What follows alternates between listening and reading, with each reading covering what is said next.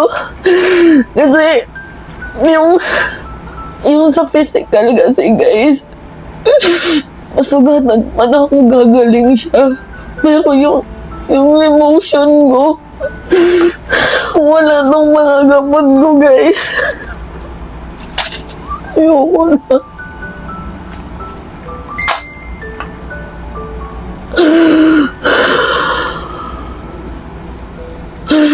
Hindi ako pwedeng mag-isa.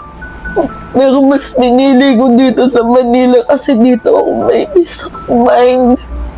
Isang kilalang Marcos vlogger at anti-Duterte ang Diamanoy binugbog. Viral ngayon ang isang vlogger ni Marcos na mas kilala sa tawag na meme comment sa YouTube.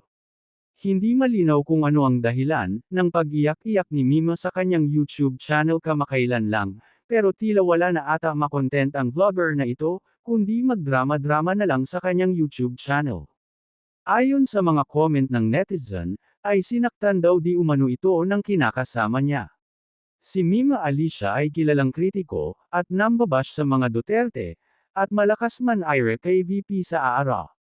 Kamakailan lang ay gumawa pa ito ng video, na kung saan ay may kaibigan daw siyang Duterte vlog, or na kung saan, ay nag-offer sa kanya na maging isang Duterte vlogger nito, at tatalikuran si Marcos.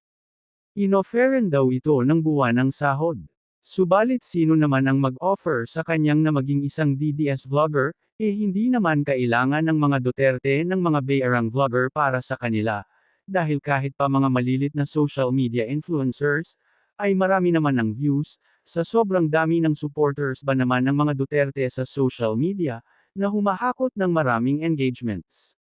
Kung mayroon mang dapat na mag-hire ng mga trolls, at mga bayarang social media personalities, yun ay walang iba kundi si Marcos, dahil paliit ng paliit ang kanyang mga loyalista, dahil marami ang hindi satisfied sa kanyang pamamahala. Ano ang inyong masasabi sa videong ito na Diamanoy, may nag-alok kay Mima, na maging vlogger ng mga Duterte kapalit ang pera? Kayo ba ay naniniwala sa kanya? Mag-comment down below, at huwag kalimutang mag-like at subscribe kayo, sa ating YouTube channel. Maraming salamat po. Sabi ko, ba't mo kayo papasok dyan? Alam mo namang, wala akong amo, pro-admin lang ako, sumusuporta lang ako. Sabi niya nga, yan na nga ang punto. Kasi, di ba, grabe ang hirap i-explain eh. Grabe yung pera, di umano. Gagamit natin di umano.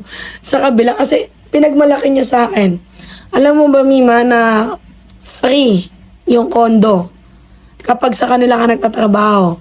May 70,000 monthly ka, tapos 30,000 na tawag dito, allowance. 30,000 na allowance, tapos 70k monthly mo, tapos free condo, tapos 3 days ka lang magtatrabaho sa station na yun. So, sabi ko, parang sige, sinesales talk niya pa ako na parang gusto niyang bumaliktad ako. Pero habang sinisales talk niya ako, sabi ko lang, gumagano lang ako, like, hindi ako nagsasalita, ganun lang ako na ganun. Like, parang curious ako. Kasi, habang nakikita niyo yung expression ko, akala niya, bumibilib ako sa ganong klaseng sistema. Alam niyo naman ako na, ayoko sa ganun. So, may prinsipyo ko eh. Ayokong masira yung dignidad ko, yung pagkatao. Kasi biruin yung grupo natin yung prinsesa ako, ituring ako ng grupo namin. Diba ang grupo namin na nagmamahal kay PBBM, hindi grupo ng mga bayaran may mga personal issue ko, pero grabe ako itrato ng mga natin kaibigan natin, to the point na pag may problema ako, diba, sila lang yung takbuhan ko. So, hindi to sa nagkakaroon ako ng utang na loob kasi yung pinagsamahan namin, sobrang ang ganda eh.